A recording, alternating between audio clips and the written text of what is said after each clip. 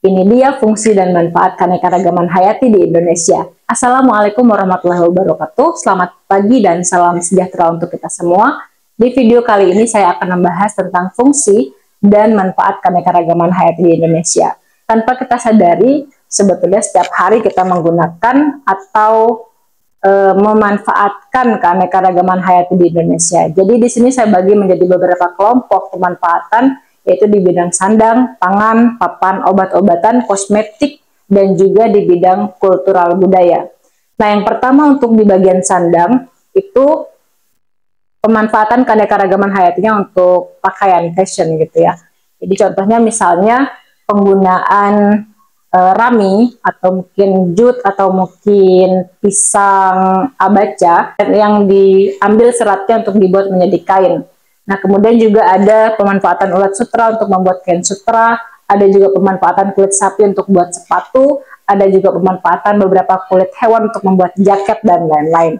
Kemudian untuk di bidang pangan ini banyak banget karena setiap hari kita juga makan. Jadi ada bagian makanan pokok, ada buah-buahan, ada sayuran misalnya, atau juga dari daging-dagingan. Misalnya untuk yang makanan pokok kita makan beras setiap hari, makan nasi maksudnya di sini ya.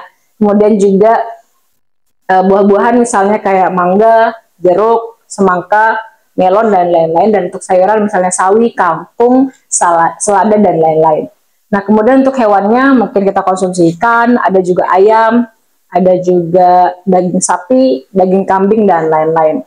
Nah, kalau pemanfaatan di bidang papan ini untuk membuat rumah misalnya kita menggunakan kayu jati, kelapa, kayu nangka, atau mungkin menggunakan kayu mahoni misalnya, kayu sengon juga bisa dan lain-lain.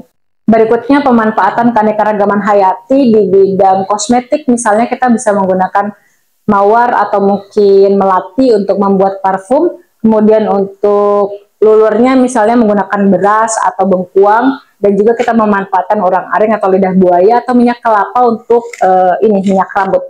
Berikutnya untuk pemanfaatan keanekaragaman hayati di bidang obat-obatan, misalnya penggunaan jahe untuk menghangatkan badan atau untuk mengatasi flu, kemudian juga pemanfaatan temulawak misalnya untuk menambah nafsu makan, kemudian juga buah merah itu untuk mengobati tumor misalnya, ada juga menggunakan buah mengkudu untuk menurunkan tekanan darah tinggi atau kolesterol juga.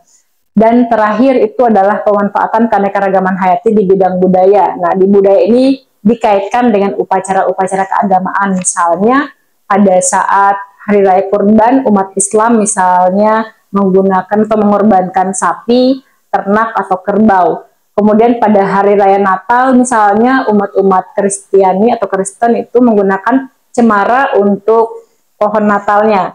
Kemudian juga pada acara ngaben untuk agama Hindu biasanya memanfaatkan beberapa tumbuhan pada upacara tersebut, atau juga pada upacara kematian di Toraja juga menggunakan beberapa tumbuhan. Demikian video untuk pemanfaatan keanekaragaman hayati di Indonesia, semoga dapat dipahami. Kalaupun ada pertanyaan silahkan tinggalkan di kolom komentar. Assalamualaikum warahmatullahi wabarakatuh, selamat pagi.